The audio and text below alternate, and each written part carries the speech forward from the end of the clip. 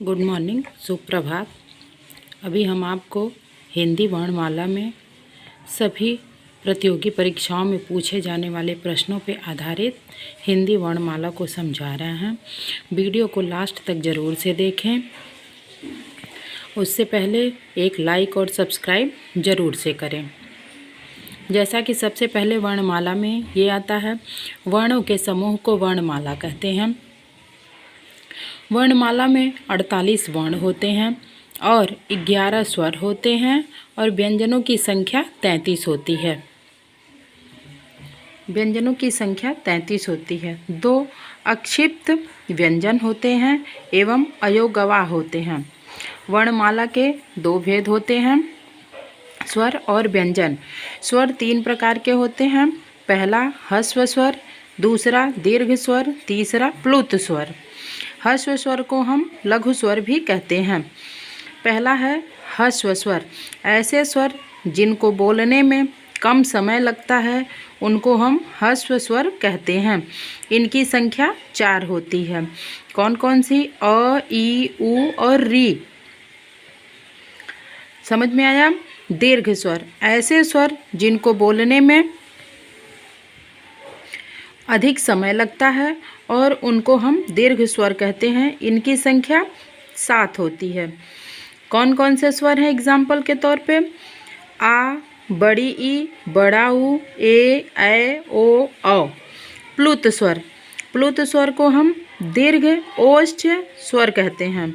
दीर्घ स्वर को हम खींचते हैं तो उसे हम व्यक्त करने वाले प्रतीक को प्लुत स्वर कहते हैं। अयोगवाह। यह 2 होते हैं। पहला अंग और दूसरा अह। अह व्यंजन। जिन वर्णों का उच्चारण स्वर की सहायता से होता है उसे व्यंजन कहते हैं। व्यंजन 3 प्रकार के होते हैं, स्पर्श व्यंजन, अंतस्थ व्यंजन, ऊष्म व्यंजन। पहला है स्पर्श व्यंजन। क से लेकर म तक होते हैं स्पर्श व्यंजन। इनकी संख्या 25 होती है। प्रत्येक वर्ण में 5 अक्षर होते हैं। जैसे पहला है क वर्ग, च वर्ग, ट वर्ग, त वर्ग और प वर्ग। क वर्ग में 5 अक्षर होते हैं जिसमें अंतिम के अक्षरों को हम पंचाक्षर कहते हैं। जैसे अंग, इय, अड़, न, म। ठीक। क वर्ग को कंठ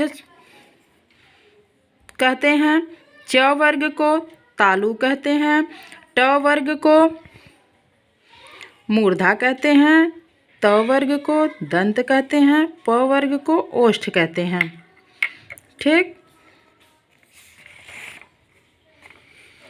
अंतस्थ व्यंजन। इनकी संख्या 4 होती है।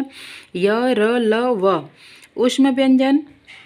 इनकी संख्या 4 होती है जिसमें बड़ा श, पेटफरवा स और ह। उच्छिप्त व्यंजन। यह 2 होते हैं, ढ और अड़।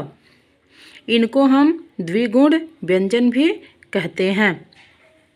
इसी व्यंजन में आता है अल्प प्राण व्यंजन एवं महाप्राण व्यंजन।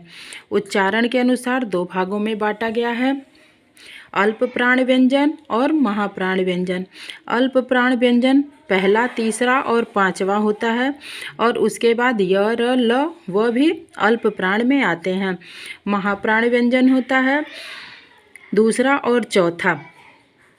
वर्णमाला का दूसरा और चौथा अक्षर जो होता है वो महाप्राण व्यंजन होता है। संयुक्त व्यंजन। संयुक्त व्यंजन 2 वर्णों से मिलकर बने होते हैं। जैसे छ से छत्री है, क हलंत और श से मिलकर बनता है। त्र है, त और धन र से बनता है। ज्ञ है, ज और इय से बनता है। श्रमिक वाला श्र है, श और र से मिलता है। कंपन के आधार पर हिंदी वर्णमाला के 2 भेद होते हैं, अघोष व्यंजन और सघोष व्यंजन। अघोष व्यंजन होता है पहला और वर्णमाला का पहला और दूसरा व्यंजन।